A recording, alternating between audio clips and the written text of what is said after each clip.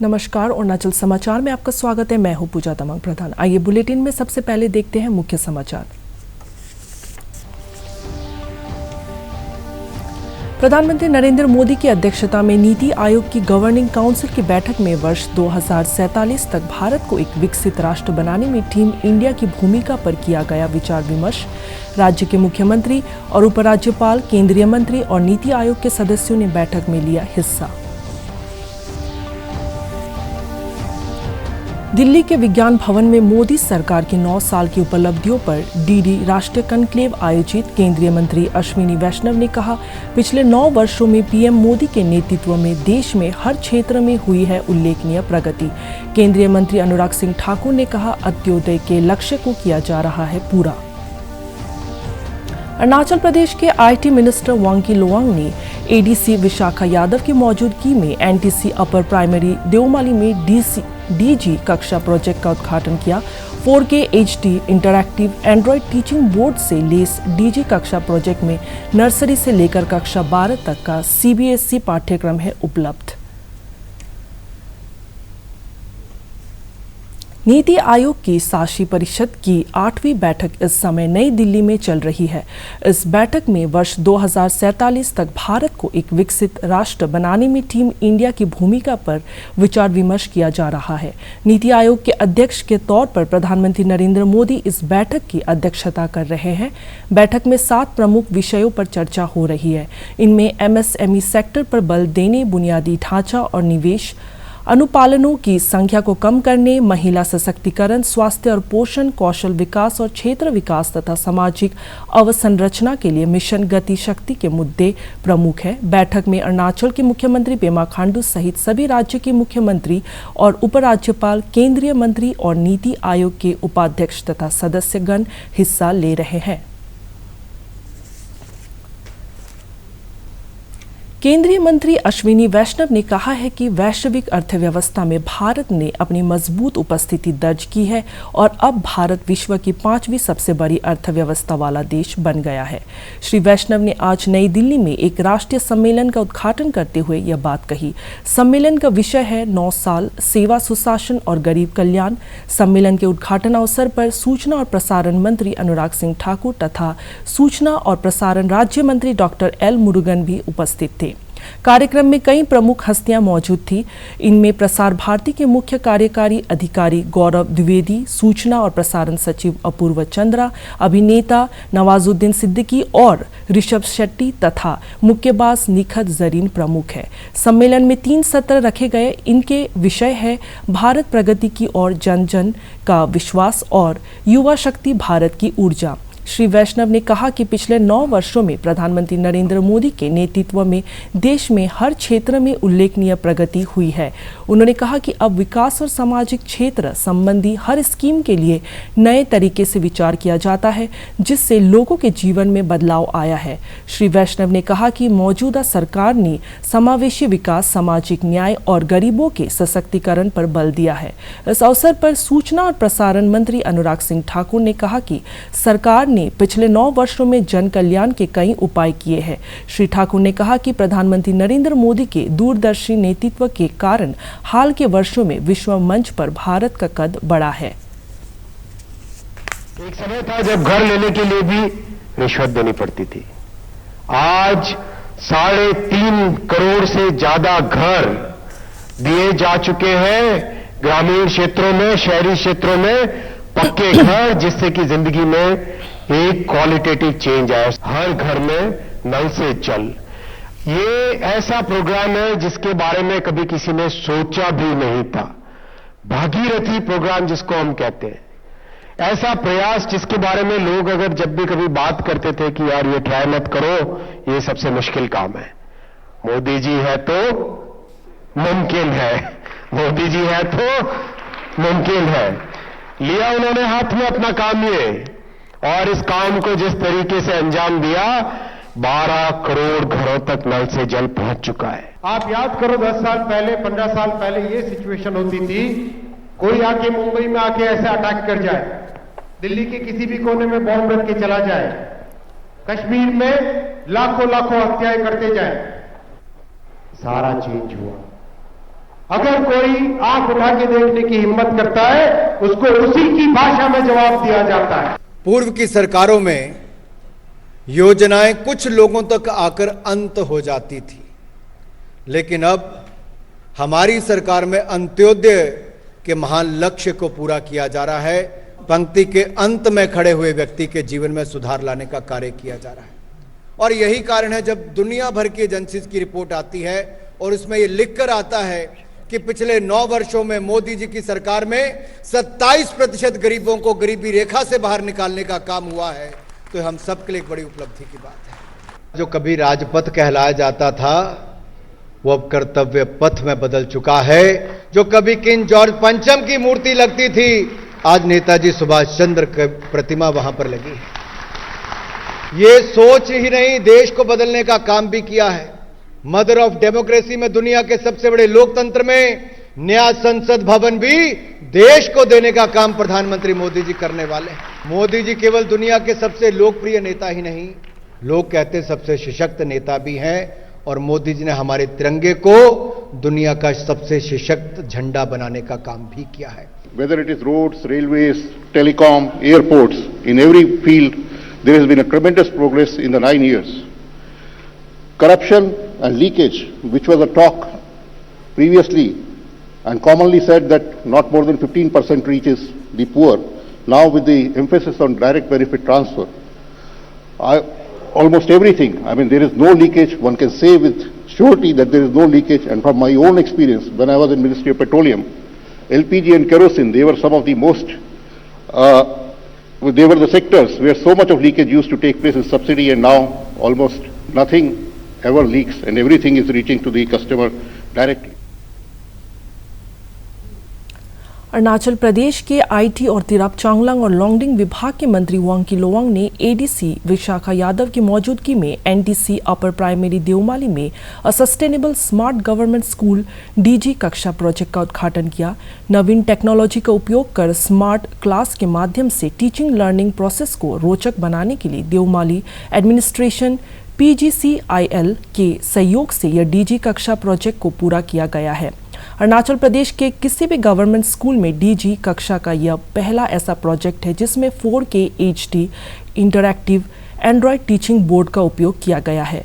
इससे teaching learning प्रक्रिया में क्रांतिकारी बदलाव आएगा और डीजी कक्षा प्रोजेक्ट में नर्सरी से लेकर कक्षा 12 तक का CBSE पाठ्यक्रम उपलब्ध है।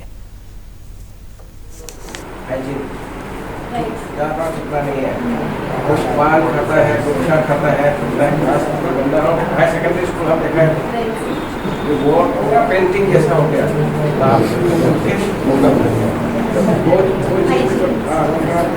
दिखाना चाहता है,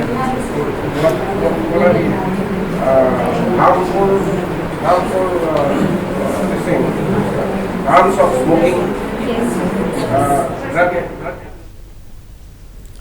अरुणाचल प्रदेश महिला एवं बाल विकास विभाग द्वारा मिशन सक्षम आंगनवाड़ी एंड पोषण 2.0 मिशन शक्ति और मिशन वात्सल्य सहित विभिन्न केंद्र प्रायोजित योजनाओं पर राजधानी ईटानगर में राज्य स्तरीय सम्मेलन आयोजित किया गया। इस 2 दिवसीय बैठक में महिला एवं बाल विकास विभाग के डेप्यूटी डायरेक्टर्स और CDPO ने हिस्सा लिया। बैठक के दौरान पोषण और महिला सशक्तिकरण की योजनाओं को प्रभावी तरीके से लागू करने में उल्लेखनीय योगदान के लिए महिला एवं बाल विकास विभाग के मंत्री आलो लिबांग ने चयनित अधिकारियों को सम्मानित किया। उन्होंने पोषण 2.0 और पोषण ट्रैकर ऐप को सफलतापूर्वक लागू करने के लिए विभाग के अधिकारियों की सराहना की। नेशनल पीपल्स पार्टी NPP की अरुणाचल प्रदेश इकाई के नवनियुक्त अध्यक्ष थांगवांग वांगहम ने कहा है कि जन आकांक्षाओं को पूरा करना, शिक्षा, स्वास्थ्य, कानून व्यवस्था सहित त्वरित विकास के लिए अनुकूल माहौल तैयार करना NPP की प्राथमिकता होगी। लोंगडिंग में संवाददाताओं से बातचीत श्री वांगहम ने कहा कि जन संवाद माध्यम से लोगों की समस्याओं की जानकारी हासिल करने और उसे दूर करने के लिए वे प्रयासरत रहेंगे। करना है स्पेशली हेल्थ सेक्टर में, एजुकेशन सेक्टर में अरुणाचल बहुत कमज़ोर में है, तो हेल्थ सेक्टर को इम्प्रूव करेगा और एजुकेशन सेक्टर को इम्प्रूव करेगा। मेरा लोंगडिंग स्पेशली के लिए तो लोंगडिंग तो बहुत बैकवर्ड एरिया है, बैकवर्ड डिस्ट्रिक्ट में से जाना जाता है और ये बॉर्डर एरिया भी है, रिजर्व एरिया भी है। यहाँ में एजुकेशन अच्छा से नहीं पहुँचा है और एम्प्लॉयमेंट नहीं पहुँचा है। इन सबको फुलफिल करना पड़ेगा और कॉमन पब्लिक को हम। प्रधानमंत्री नरेंद्र मोदी आकाशवाणी से मन की बात कार्यक्रम में 28 मई यानी कल सुबह 11 बजे देश विदेश के लोगों के साथ अपने विचार साझा करेंगे। यह इस मासिक रेडियो कार्यक्रम की 101वीं कड़ी होगी। इस कार्यक्रम को आकाशवाणी और दूरदर्शन के समूचे नेटवर्क, आकाशवाणी समाचार की वेबसाइट और न्यूज़ ऑन AIR और मोबाइल ऐप पर सुना जा सकेगा। इसका प्रसारण आकाशवाणी समाचार, दूरदर्शन समाचार, प्रधानमंत्री कार्यालय तथा सूचना और प्रसारण मंत्रालय के YouTube चैनलों पर भी उपलब्ध होगा। हिंदी प्रसारण के तुरंत बाद इसे क्षेत्रीय भाषाओं में प्रसारित किया जाएगा। 3 अक्टूबर 2014 से मन की बात का प्रसारण प्रत्येक महीने के अंतिम रविवार को किया जा रहा है। कार्यक्रम के लिए श्रोताओं से राष्ट्रीय महत्व के मुद्दों पर सुझाव और विचार भी आमंत्रित किए जाते हैं। College of horticulture and forestry Pasighat के परिसर में स्थित कृषि विज्ञान केंद्र ईस्ट सियांग द्वारा climate resilient and smart agriculture विषय पर आज एक कार्यशाला आयोजित की गई।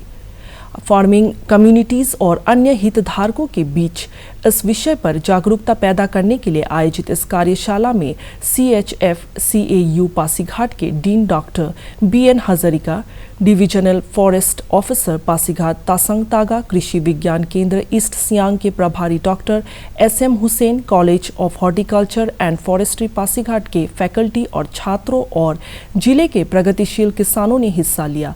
इस अवसर पर एग्रो फॉरेस्ट्री के अंतर्गत multipurpose tree species, smart agriculture, millet cultivation सहित सतत आय के लिए किसानों को जीरो कार्बन उत्सर्जन के लक्ष्य को हासिल करने के लिए पर्यावरण अनुकूल खेती के बारे में जानकारी दी गई। Smart agriculture, then only it will be smart. To make you smart, I will give you one example. Very recently we went to Israel. Perhaps you have heard this country. The Israel population is 1/3 of the population of Assam, and the area is 1/4 area of the state of Arunachal Pradesh. Desert and desert is there. Major part is desert, and major one share of the part is occupied by dead sea. That means it is dead, total dead. No living bodies are there. But if you see the GDP, if you see the economy, by that small country, they are beating the big countries. Climate पे problem हो रहा है, जैसे आप लोग poultry farming कर रहा है तो फ्लड हो रहा है। आप अगर पोल्ट्री हाउस को थोड़ा सा हाइट पे बना कर देते हैं तो फ्लड नीचे चला जाएगा, राइट। जैसे कॉल स्मार्ट एग्रीकल्चर या फिश फार्मिंग कर रहे हैं आप तो फ्लड आपका इफेक्ट करे पोन को। आप अगर सराउंडिंग में नेट लगा देते हैं क्या होगा तो फ्लड होने से भी आपका फिश बाहर नहीं चला जाएगा, राइट। तो हम लोग का एनवायरमेंट का साथ रह के कैसे स्मार्ट एग्रीकल्चर कर सकते हैं, तो वो एक इम्पोर्टेंट सेक्टर है। तो इस बारे में आज हम चर्चा करेंगे पूरा दिन, आप लोग हमारे साथ रहेंगे। And you are the real target group, जो आप लोग सीखने से बहुत जगह चला जाएगा। और हम लोग का लाकी है कि कॉलेज ऑफ हॉर्टिकल्चर फॉरेस्ट्री में नॉर्थ ईस्ट का अराउंड 8 स्टेट से हम लोग यहाँ पे रहते हैं। 8 स्टेट का बच्चा है, पहले आसाम का नहीं था, अभी आसाम के बच्चे लोग यहाँ पे आना शुरू हो गया। हमारा देश एक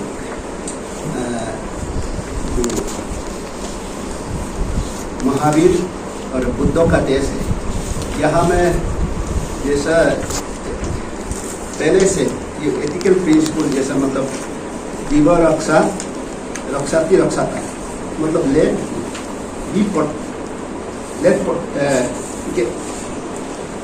ये प्रोटेक्टेड एंड बी प्रोटेक्टेड, मतलब वो जो हम लोग प्रोटेक्ट करने से, जानवर लोग को प्रोटेक्ट करने से, जो फॉरेस्ट को प्रोटेक्ट करने से हमारा हम भी प्रोटेक्शन मिलेगा। खेल मंत्री मामा नातुंग ने ईटानगर में आयोजित होने वाले राज्य स्तरीय हंगपन दादा मेमोरियल फुटबॉल और वॉलीबॉल प्रतियोगिता की तैयारियों को लेकर सांगे लादेन स्पोर्ट्स एकेडमी का दौरा किया। 28 मई यानी कल से शुरू हो रही इस प्रतियोगिता में जिला स्तर पर आयोजित हंगपन दादा मेमोरियल फुटबॉल और वॉलीबॉल प्रतियोगिता की विजेता टीमें हिस्सा लेगी। खेल मंत्री ने वरिष्ठ अधिकारियों के साथ साई और दोरजी खांडू बैडमिंटन एकेडमी ईटानगर में आधारभूत सुविधाओं के विकास का जायजा लिया और परियोजना को गुणवत्ता के साथ त्वरित गति से पूरा करने के निर्देश दिए।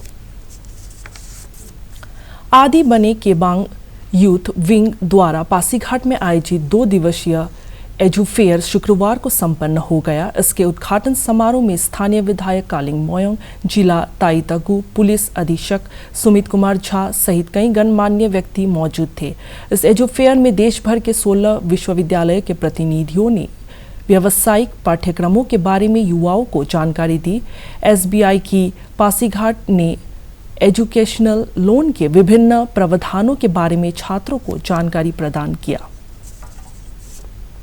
तो मैं तो यही कहूँगा कि अच्छा प्रोग्राम है। लास्ट टाइम भी फर्स्ट एडिशन में भी मैं था, वहाँ में भी काफ़ी स्टूडेंट बेनिफिट हुआ और रिकॉग्नाइज कॉलेज से फ्री एजुकेशन भी दिया।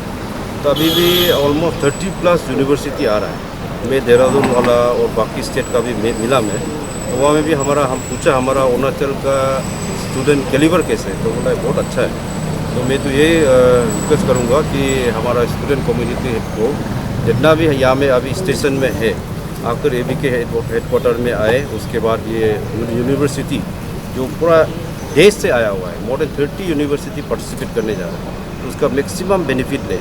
इसमें सब सब्जेक्ट को कवर कर रहा है, इंजीनियर से लेकर हेल्थ सेक्टर, पूरी सब्जेक्ट को कवर कर रहा है, तो उसको पूरा बेनिफिट लेने के लिए। और उसके बाद लास्ट टाइम हमारा स्टेट का स्टूडेंट कम्युनिटी को वो लोग फ्री एजुकेशन भी दिया और अभी डिस्कस करके देखा वो लोग BPL अपर सुबनसिरी जिले के दापोरिजो नगरीय क्षेत्र में अरुणाचल प्रदेश महिला कल्याण सोसाइटी द्वारा स्वच्छता और पौधारोपण अभियान चलाया गया। दापोरिजो सर्किट हाउस परिसर में आयोजित इस कार्यक्रम के दौरान लोगों से ग्रीन एंड क्लीन दापोरिजो के लक्ष्य को हासिल करने के लिए सक्रिय योगदान की अपील की गई।